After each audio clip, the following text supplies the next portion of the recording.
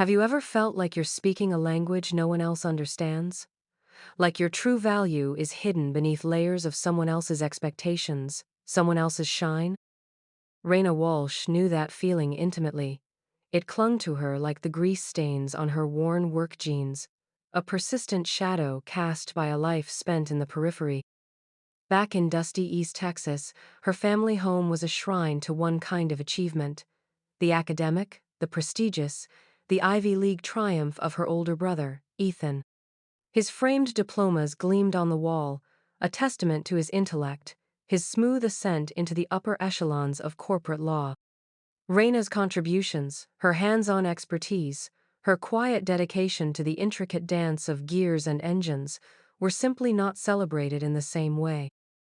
She was the one who could fix anything, the one whose mind saw blueprints where others saw chaos, but that rarely garnered more than a casual, "Oh, Raina fixed it again." Bless her heart. Her parents, good people who loved her in their own way, simply didn't grasp the depth of her talent, or the profound sense of purpose she found in the roar of a perfectly tuned engine. They saw her as practical, reliable, a little rough around the edges, qualities that, while useful, paled in comparison to Ethan's polished brilliance in their eyes. Every family dinner was a subtle reinforcement of this narrative. Ethan would recount tales of high-stakes negotiations, impressive clients, and the intellectual rigor of his daily life, while Raina, if she spoke at all, might mention a complex engine overhaul or a particularly tricky diagnostic. The responses were polite but often glazed over, a quick nod before the conversation inevitably circled back to Ethan's undeniable trajectory. Raina didn't resent Ethan. He was genuinely kind, though often oblivious to the nuanced slights that peppered their interactions. She resented the unseen wall, the unspoken assumption that her path was somehow lesser, a fallback for those not destined for higher things. Her hands, calloused and strong, held the secrets of intricate machinery, capable of bringing dead steel back to roaring life, yet to her family, they were just hands that got dirty. The quiet frustration simmered within her, a constant companion. She moved through life with a quiet competence, observing, analyzing, always ready to lend her formidable skills, even when they went unacknowledged. The world of metal and circuits, of torque and tension, was her true home, a place where her intelligence wasn't measured by a degree, but by results. Raina's journey into the mechanical world had started young, long before the army. As a child, while Ethan meticulously assembled complex Lego sets according to instructions, Raina was taking apart her grandmother's broken washing machine, fascinated by the rhythmic whir of its internal mechanisms. The way each part contributed to the whole. Her tiny hands, often smudged with grease, intuitively understood connections, cause and effect in the tangible world. Her parents had indulged her hobby, attributing it to a tomboy phase that would surely pass. It never did. Instead, it deepened into a passion, a calling. When Ethan announced his acceptance to an Ivy League university, the family home buzzed with pride and celebration. When Raina, just a year later, announced her decision to enlist in the army as a mechanic, the silence was deafening, followed by hesitant questions about other options and what about college. To them, it wasn't a choice, but a concession. Yet, for Raina, it was a deliberate step towards a world where skill was tangible, where the consequences of failure were real, and where her talents would be put to the ultimate test. The army became her crucible. It stripped away the external judgments and forced everyone to rely on pure competence. There, she excelled. Her mind, honed by years of practical application, saw patterns, identified flaws, and devised solutions with astonishing speed and accuracy. She wasn't just a mechanic, she was an engineer in grease-stained fatigues, a diagnostician who could hear the whisper of a dying component from a mile away.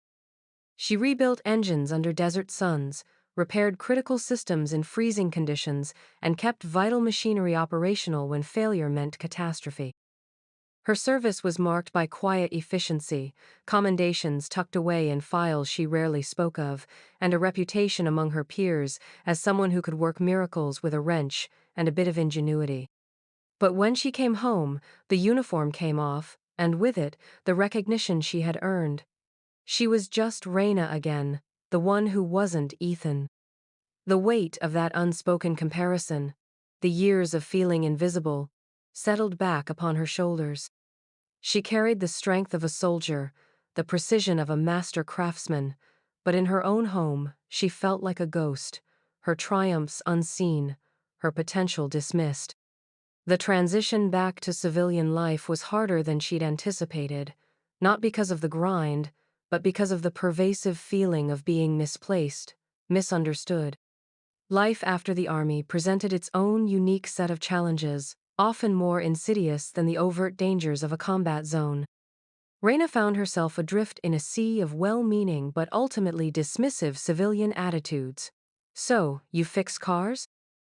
an acquaintance might ask, condescension laced in their tone, as if her years of military-grade mechanical expertise could be reduced to changing oil. She took a job at a local garage, her skills vastly underutilized, the work monotonous. Ethan, meanwhile, was thriving. He'd visit home, always impeccably dressed, his phone constantly buzzing with calls from influential clients. "You know, Raina," he'd say, leaning against the kitchen counter, sipping from a mug of artisanal coffee his assistant had probably sent. "Dad and I were talking. Maybe you should consider getting a degree. Something more stable. There are some good vocational programs. Or even business, if you wanted to manage a garage someday." His suggestions, offered with genuine brotherly concern, felt like an open wound to Raina. He saw her current reality, the small garage, the dirty hands, and projected a future for her that capped her ambitions at a modest, predictable level. He couldn't fathom the intricate dance of engineering her mind performed daily, the complex problem-solving that was as intellectually demanding as any legal brief. Her parents would nod, chiming in. "Ethan's right, dear. It's a good idea. Something to fall back on." Fall back on. As if her military service, her innate talent, and her hard-won skills weren't a sturdy foundation in themselves. Raina would just nod, a tight smile on her face, the familiar ache of invisibility settling deep in her bones. She never argued, never defended herself. What was the point? Their worldview was too firmly set, too steeped in the conventional markers of success. They saw her as practical, but not profound, capable, but not brilliant. The irony was palpable.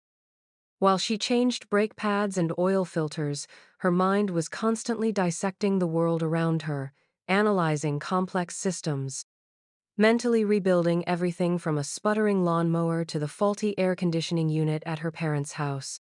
Her hands might be stained with grease, but her spirit yearned for challenges worthy of her capabilities, for a stage where her intrinsic worth could finally be seen. This mundane existence, punctuated by her family's well-intentioned but ill-fitting advice, was slowly suffocating the fire within her, a fire forged in the crucible of military service, a fire that deserved to burn brightly. The call came on a Tuesday, cutting through the monotonous drone of an oil change. It wasn't from a local dealership or a private client. It was a secure line, the caller identifying himself only as General Thorne's office. Raina's brow furrowed. She hadn't kept up with military contacts beyond a few old friends. The voice on the other end was curt, precise. "Miss Walsh, General Thorne requires your unique expertise for a highly classified operation. Can you be ready to deploy in 48 hours?" Raina's heart gave a strange jolt. Unique expertise? Her mind raced, sifting through the years of specialized training and fieldwork. "What kind of operation?" she asked, her voice steady, despite the sudden surge of adrenaline. The response was cryptic. "A critical asset, currently immobile in a hostile zone. Standard protocols have failed. We need unconventional solutions." Thorne. General Thorne. She dimly recalled his name from whispers in the upper echelons of Commanda legend, a man known for his brutal honesty and his ability to cut through red tape. In a sterile, echoing command center thousands of miles away, General Thorne slammed a fist on the table. Another failure. We're losing time, losing lives, and this asset is our only hope for an intelligence breakthrough. Who's next on this list of mechanical geniuses? His aide, a young, nervous major, cleared his throat. Sir, we've exhausted all conventional teams. The anomaly is beyond standard repair manuals. However, we did receive an unconventional recommendation. A specialist from a few years back, Raina Walsh. Her record indicates a penchant for ingenious field improvisation. She worked on the Desert Serpent prototype, remember? Thorne scoffed. Walsh? A mechanic? We need an engineer, a tactician, not someone who changes tires. The major pressed on, his voice gaining a quiet conviction. Sir, her reports from the Serpent project noted her ability to diagnose and fix a critical hydraulic failure under fire, using nothing but salvaged parts and a welding torch. That system was deemed unrepairable in the field. Thorne paused, his eyes narrowing. The Serpent project. He remembered the impossible recovery, the salvaged intel. Ingenious, you say? He looked at the grim faces around the table, the mounting pressure palpable. All right. He barked, a flicker of desperation in his eyes. Get Walsh on a plane. If she can't do it, nobody can. This is our last shot. And don't tell me what her family does. Tell me what she does. He was a man drowning, clutching at a seemingly insignificant straw, unaware that it was, in fact, a lifeline forged of hardened steel and forgotten potential. Raina arrived at the clandestine military airfield, her small duffel bag slung over her shoulder. The air thrummed with the barely contained energy of a covert operation. She was led directly to a briefing room, where General Thorne, his face etched with strain, stood before a holographic projection of a massive, heavily armored reconnaissance vehicle, its schematics detailed and daunting. Miss Walsh, Thorne began, his voice devoid of pleasantries, thank you for coming. We are in a precarious situation, he gestured to the projection. This is the Goliath, our advanced reconnaissance and communication hub. It's currently disabled, 30 miles behind enemy lines, carrying a team of high-value intelligence assets and critical data. Attempts to retrieve it have been met with overwhelming resistance. Our last 2 recovery teams failed, resulting in significant casualties. The Goliath's power core is failing, and its main drive system is completely unresponsive. Conventional wisdom says it's irreparable in the field. Raina studied the schematics, her mind already racing, piecing together the complex interplay of systems. She could almost feel the Goliath's pulse, its broken rhythm. What's the anomaly? She asked, her voice quiet but piercing. Thorne's aide chimed in. Sensors indicate a power surge corrupted the primary control module, but we can't get a full diagnostic. Any attempts to override it risk a complete system meltdown. Raina nodded, absorbing every detail. The task was monumental, the stakes unimaginably high. She could feel the skepticism radiating from a few uniformed officers in the room, their glances at her practical, almost civilian attire speaking volumes. She was just a mechanic. What could she possibly do? Back home, she'd simply told her parents she had another military consulting gig. Her mother had sighed. Oh dear, more travel? Don't you ever just want to settle down? Ethan, busy on a conference call, had merely given a distracted nod. Their dismissal, though unwitting, had always been a quiet constant in her life.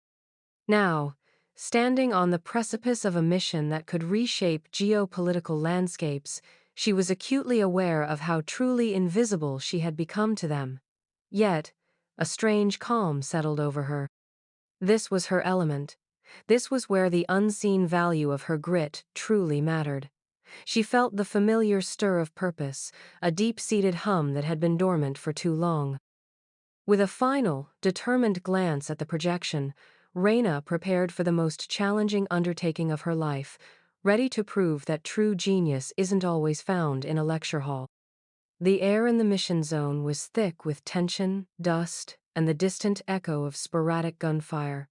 Reyna, clad in tactical gear, moved with a practiced fluidity that belied her years away from active duty. The Goliath, a hulking monument to technological ambition, sat silent and imposing amidst the rubble of a bombed-out structure, its once formidable presence reduced to inert steel. The field officer, Major Elias Vance, greeted her with a dismissive wave. "Walsh, glad you're here. Don't know what you expect to do, though. We've got our best engineers flown in from Stuttgart, and they declared it a lost cause.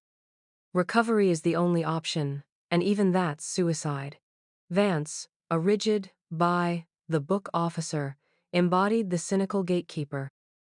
He saw Reyna, a woman of relatively low rank, without the proper engineering credentials, and immediately placed her into a box labeled insufficient. His skepticism was a palpable wall, but Reyna met his gaze with unwavering determination. "Then, Major," she said, her voice low and steady, "it's time for an unconventional solution." She immediately set to work, ignoring Vance's continued grumbling and the glances of the exhausted, demoralized recovery team. The Goliath's power core hummed with an erratic, dangerous frequency, signaling a cascade failure. The control module, the brain of the vehicle, was fried, sending incoherent data streams. The problem wasn't just a simple broken part, it was a systemic collapse, a knot of interwoven failures that required a complete reimagining of its operational logic. Reyna didn't rely on diagnostic screens that gave only partial, corrupted data. She used her hands, her ears, her intuition. She crawled into the Goliath's belly, her flashlight cutting through the gloom, listening to the subtle groans and clicks of its dying systems.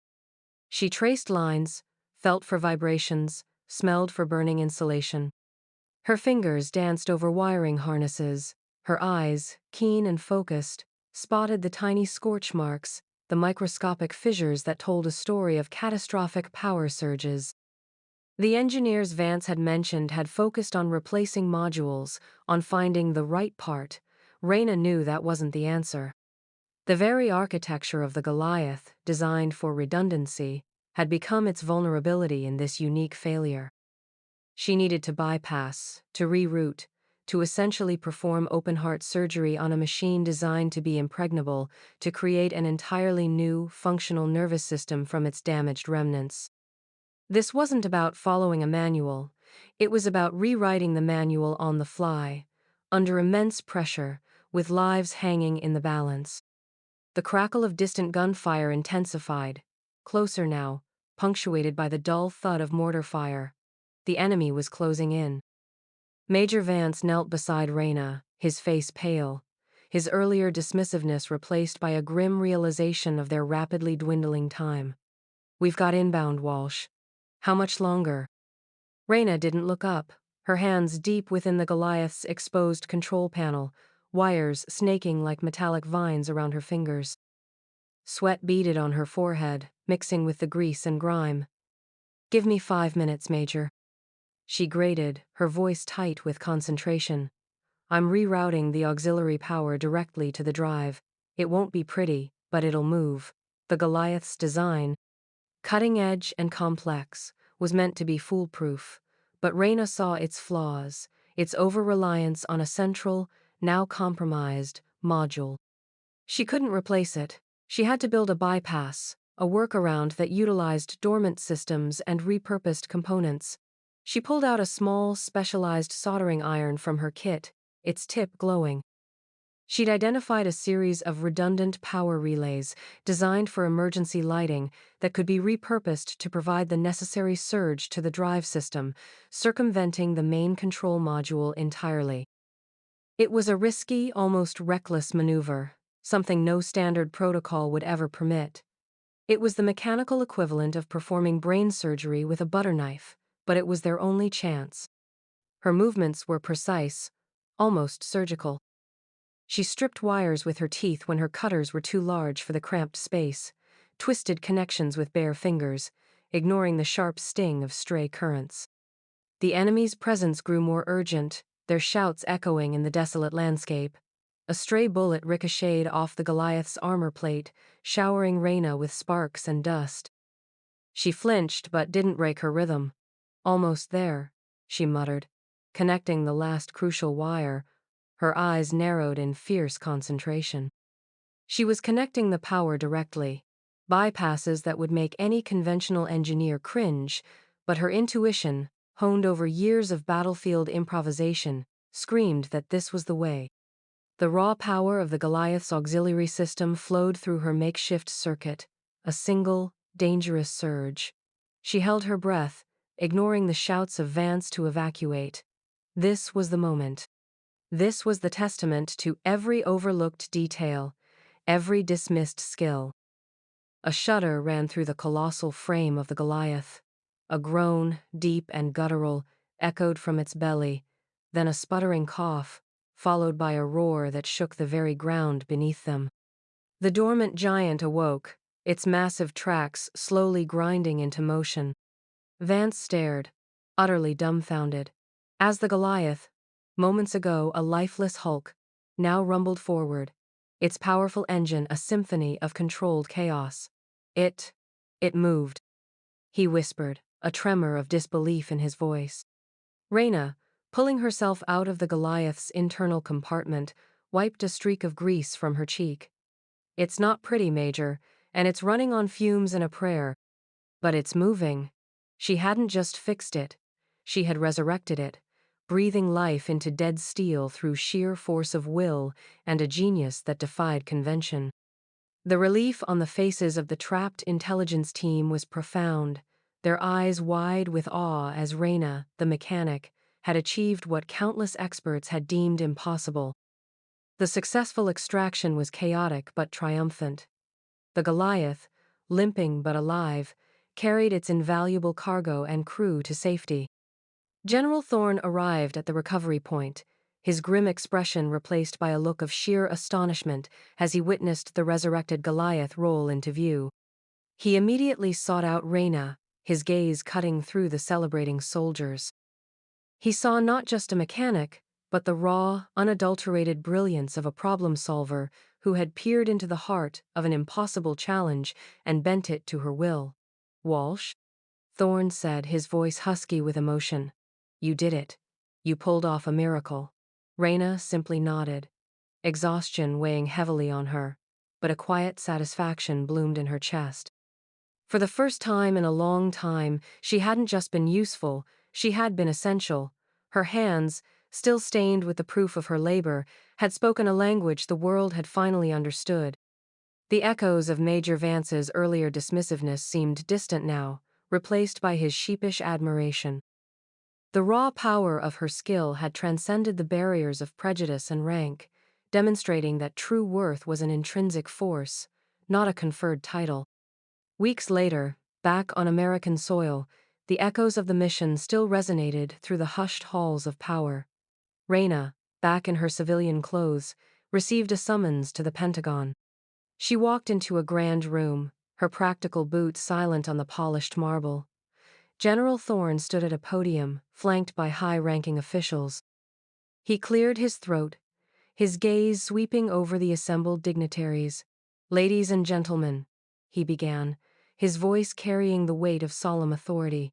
"Today, we recognize an individual whose extraordinary ingenuity and unwavering courage averted a catastrophic intelligence loss and saved multiple lives during Operation Guardian.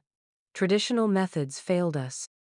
We were faced with an insurmountable challenge, one that required not just skill, but an unparalleled capacity for innovation under the most extreme pressure." He paused, his eyes finding Reyna's. Specialist Reyna Walsh stepped forward. Reyna walked forward, her heart a drumbeat in her chest. Thorne continued, his voice ringing with conviction.